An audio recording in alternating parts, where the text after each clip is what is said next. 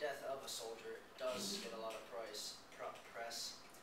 It, contractors do get a lot, like when they're involved in shootings such as Blackwater.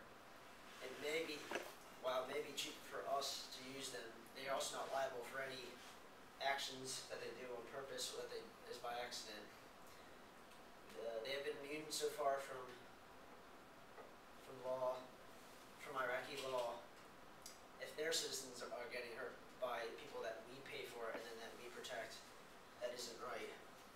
They should have to pay for what they do. And what Zach said, like, how do we know that contractors are more efficient than anything that the military can do? But we don't have any proof of it.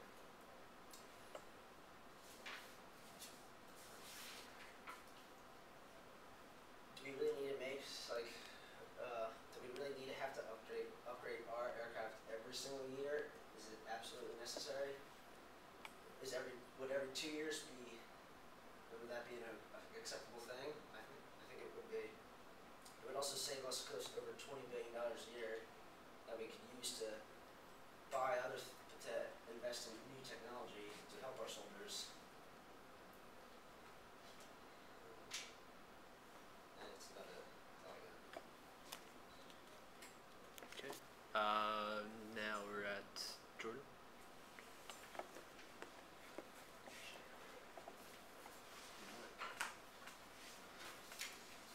Okay.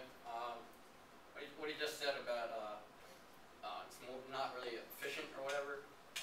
Since there are no numbers, you can't they can't say that they're not efficient. They're definitely efficient because they're necessary to what we're doing. We're doing what we need to be doing in Iraq or whatever the government plan is to do. We're implementing what they're doing.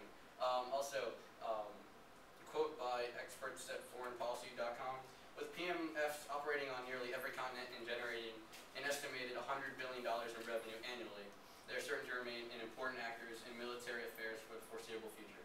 You can't get rid of these guys. They're there. Getting them out of there, like he said, is it requires the PMCs themselves, like these contractors themselves. They have to provide the transportation, so they're transporting themselves out. It's not practical. They're saving tons of millions of dollars. By Peter Singer, the director of the 21st Century Defense Initiative, military support firms provide logistics, intelligence, and maintenance services to armed forces. In an era of downsizing, this allows soldiers to concentrate their own energies on combat. And the Halliburton Company of Houston, Texas, has been one of the major players in this trade of downsizing. Yes, maybe every 2 years is okay, but you have no idea what the implications of making it not every year will be on the rest of the country. Not everything in this country is about military. There's also other effects. Military can affect other things in this country, other economic, trade, all sorts of things like that. So just taking away those contracts every year, I don't even know if they are every year. Whatever it is, they're necessary to what we're doing and to run this economy. And you can't really change the status quo. For the year. Thank you. Zach, you're down too.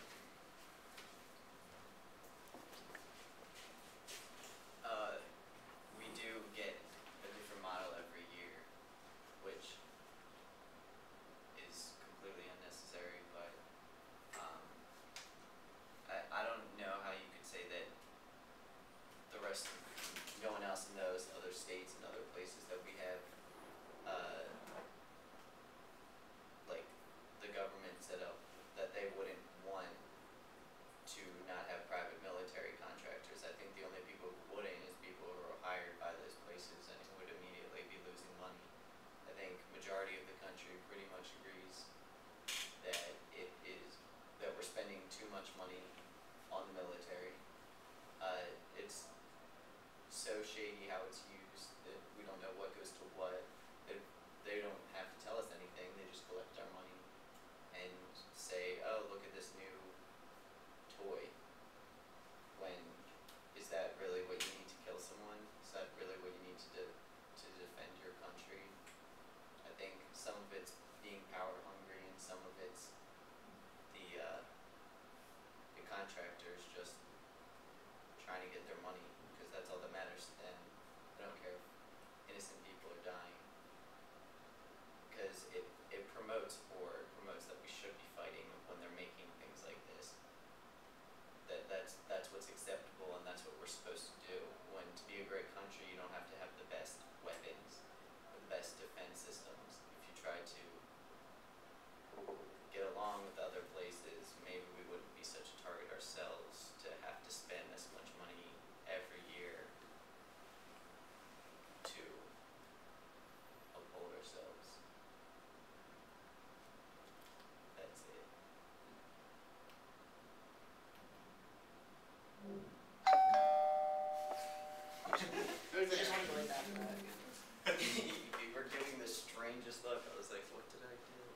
I knew it was gonna ding in like 4 seconds. Where did we first start?